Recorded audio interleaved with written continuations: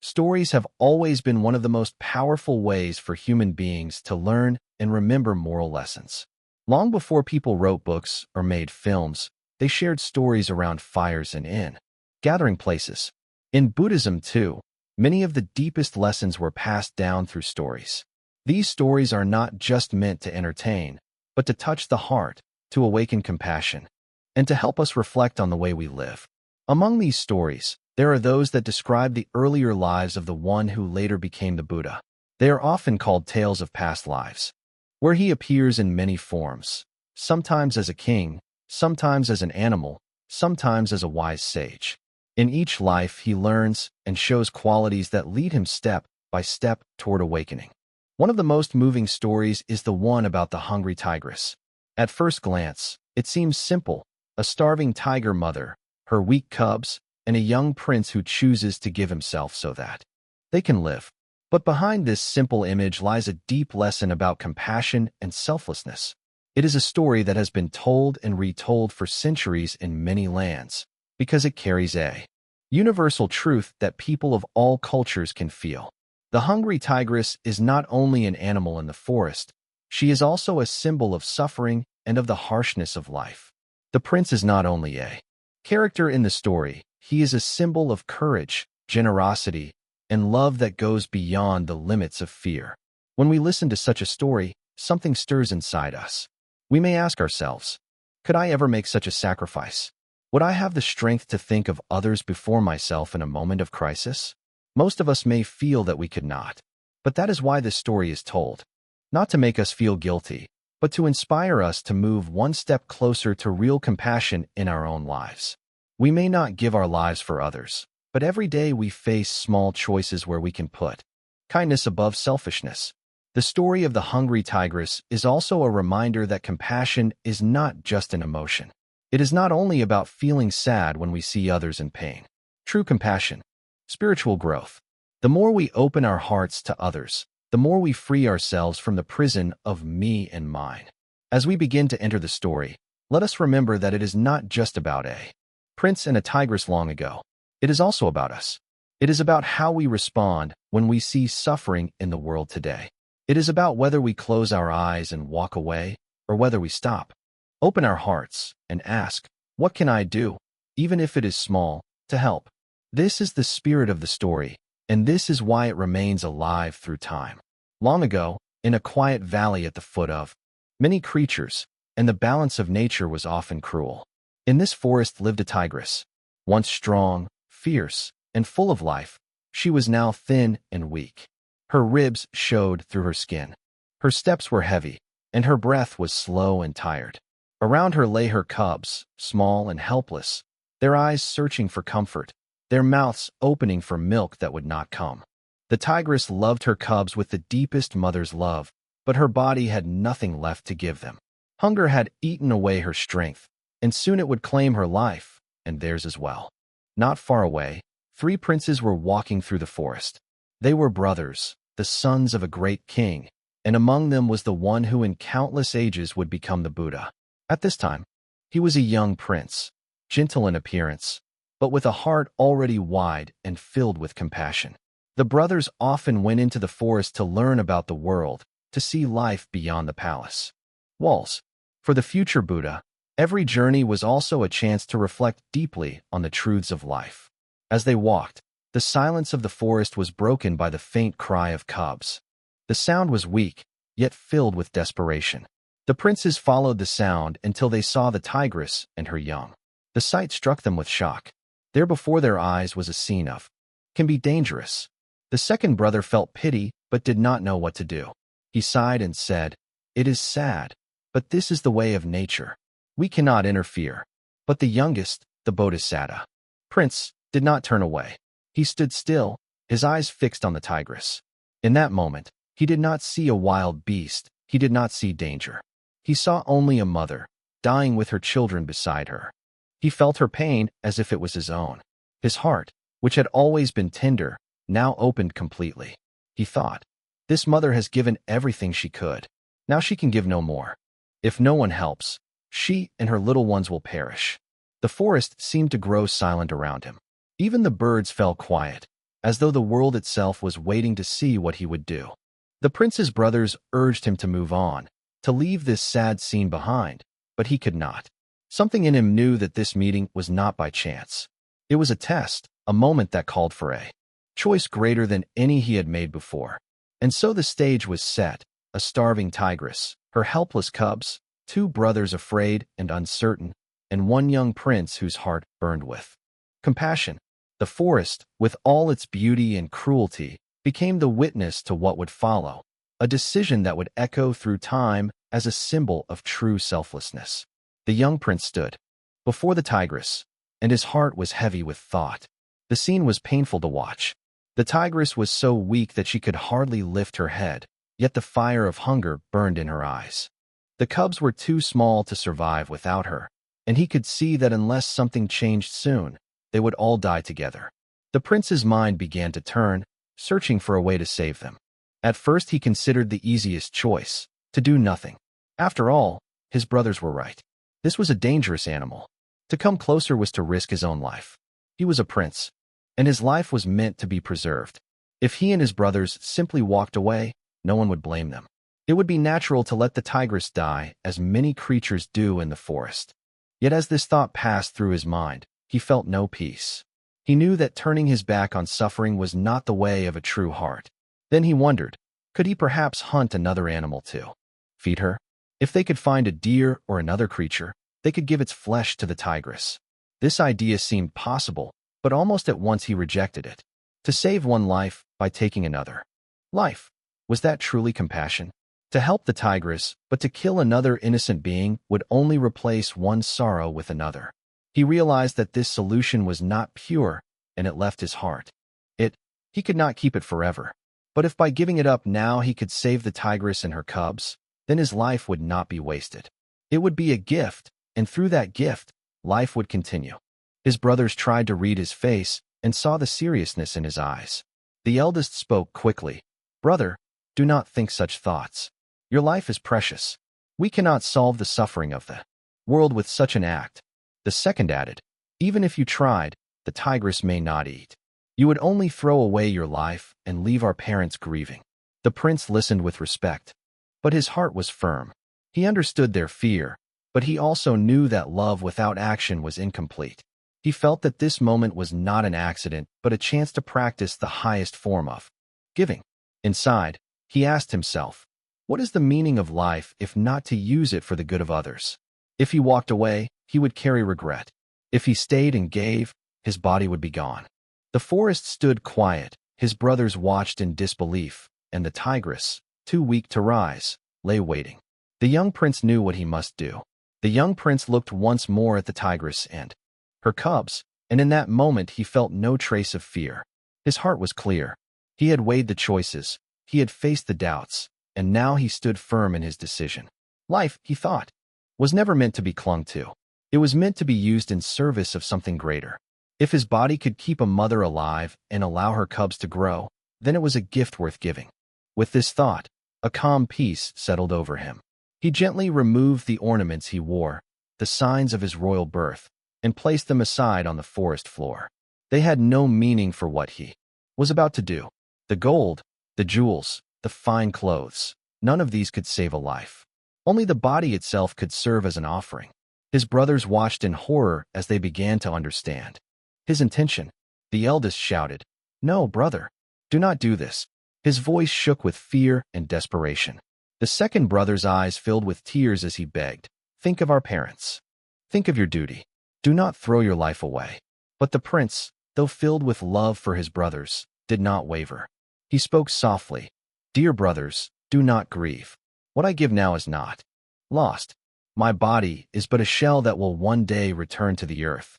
If I keep it, it will decay without purpose. But if I give it, it becomes food, it becomes life, it becomes compassion in action.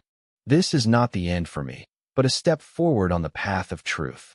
His words, though gentle, carried a power that silenced them.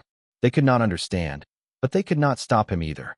The prince then turned his eyes to the tigress. She was too weak even to rise. Her ribs showed sharply, her breath was shallow, and her cubs pressed against her in vain.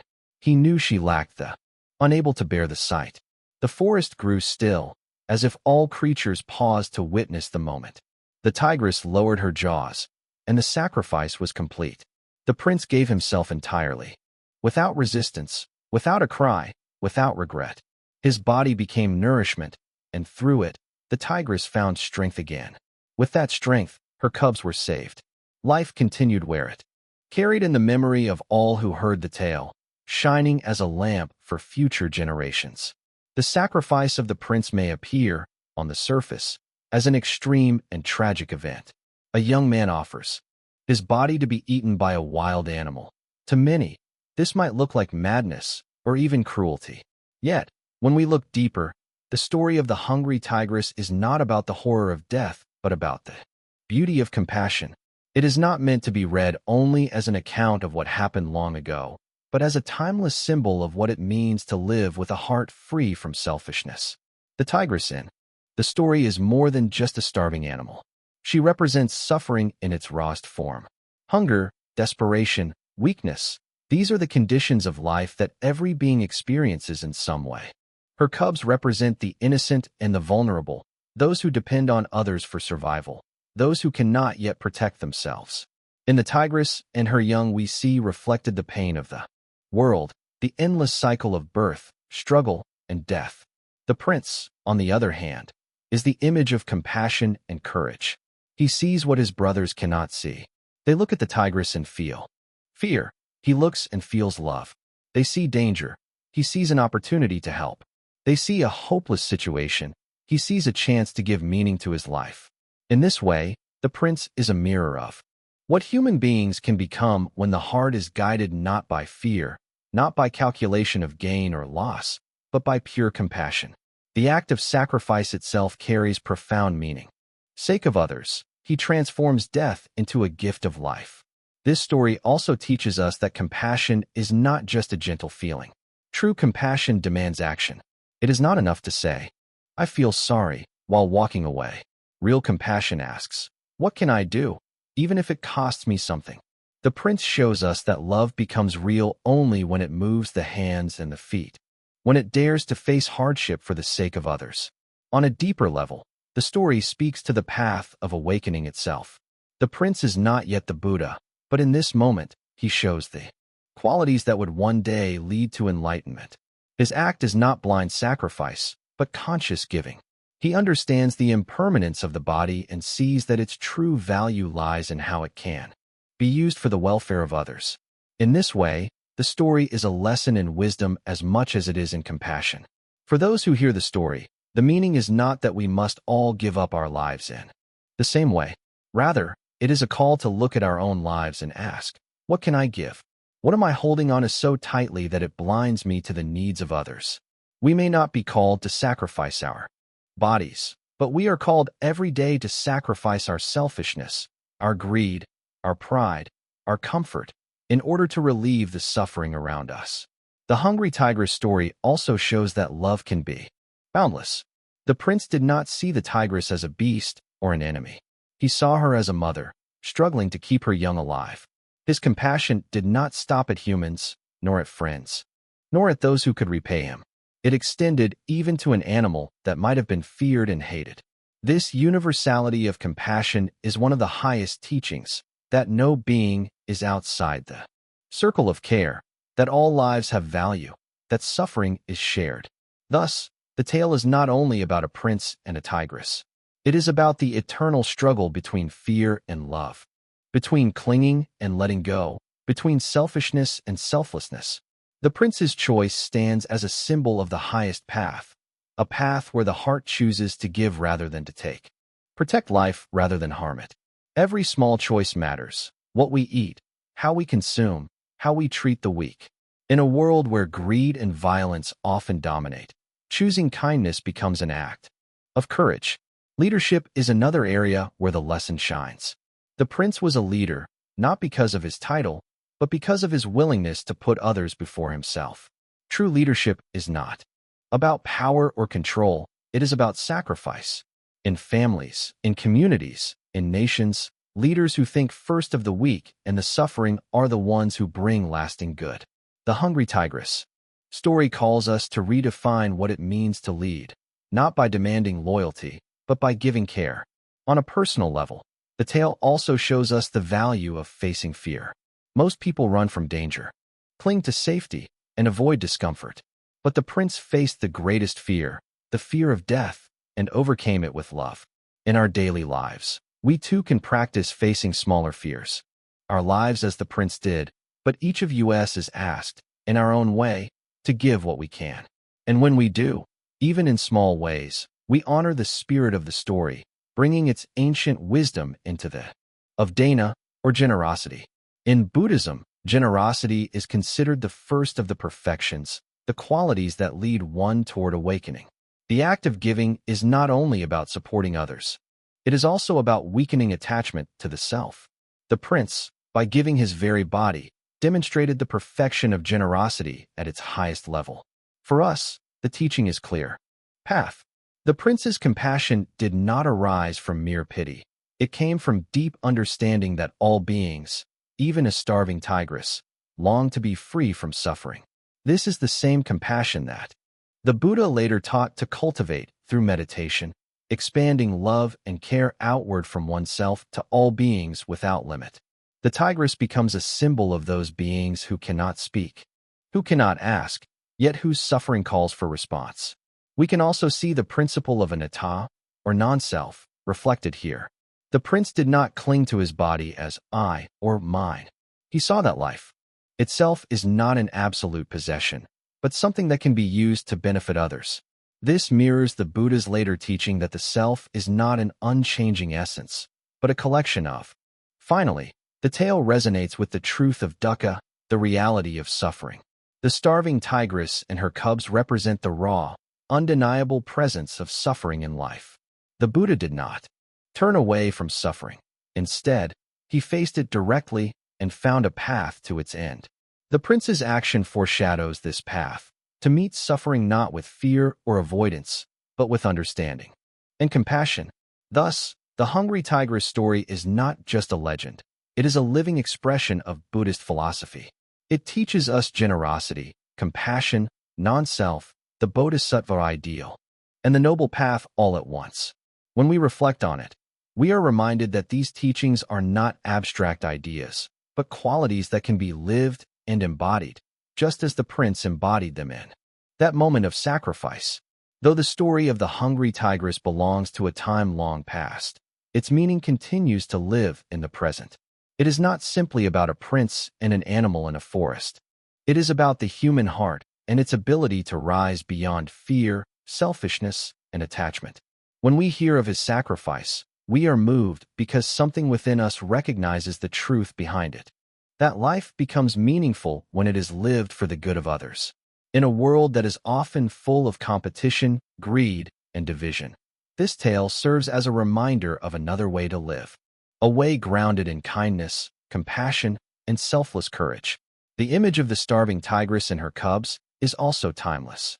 Even today, we see suffering everywhere, in people who are hungry, in children who are neglected, in animals who are harmed, and even in the quiet despair of those around us who feel unseen. The tigress is not only a creature of the forest, she represents all beings who are in need. The cubs stand for those who depend on us, the vulnerable who cannot survive without care. The prince's act teaches us that when we encounter suffering, we have a choice: to walk away or to respond with compassion.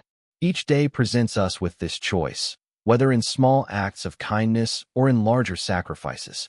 Of course, most of us will never face a situation as extreme as offering our own life to a wild animal. But the lesson is not limited to such dramatic acts. The heart of the story is about giving, about placing the well-being of others before our own comfort. In everyday life, this can mean giving time to listen to someone who is lonely, sharing food with someone who is hungry, forgiving someone who has wronged us, or letting go of our own pride in order to bring peace. These may not seem grand, but they carry the same spirit of compassion as the prince's sacrifice. They are ways of living that transform ordinary life into a path of wisdom. The story also speaks to the modern struggle with attachment and fear.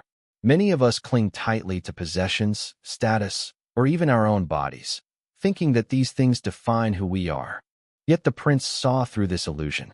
He understood that the body is not truly ours to keep forever, that life itself is fragile and fleeting. By letting go, he found a freedom deeper than any worldly treasure. This challenges us to reflect. What are we clinging to that keeps us from living fully? What might we gain if we loosen our grip and open our hearts to others? There is also a lesson here about courage. Compassion alone is not enough if fear holds us back. The prince felt fear, just as any human would, but he did not let it control him. He allowed compassion to be stronger than fear. In our own lives, fear often stops us from acting for the good of others. We fear losing time, money, safety, or comfort. This story encourages us to see that real courage is not the absence of fear but the choice to act with love despite it. For those who follow the path of the Buddha, the tale of the hungry tigress is a living teaching. It shows that the qualities of compassion and generosity are not ideals to be admired from afar, but living forces that can shape our choices here and now. For those who do not follow any religion, the story still holds meaning, for it speaks to something universal in all human hearts: the longing to be kind, the wish to live with purpose, the recognition that love is greater than fear. In the end, the prince's body was lost, but his act of compassion was not. It has been remembered for centuries, inspiring countless hearts to live with more kindness and courage. This shows us that selfless actions never truly die. They ripple outward, touching lives far beyond what we can see. Each of us has the same power in our own way. Our sacrifices, however small, can become a light for others. Thus, the story of the hungry tigress is not just a tale of the past, but a call to the present. It asks us to look at the suffering around us and within us, and to respond not with fear or selfishness, but with compassion, courage, and generosity. It reminds us that even in a world filled with sorrow, we are never powerless. We always have the ability to give, to care, and to love. And in choosing this path, we touch the timeless truth that the prince embodied in that forest long ago, the truth that the highest use of life is to ease the suffering of others. The story of the hungry tigress is not simply something greater than itself.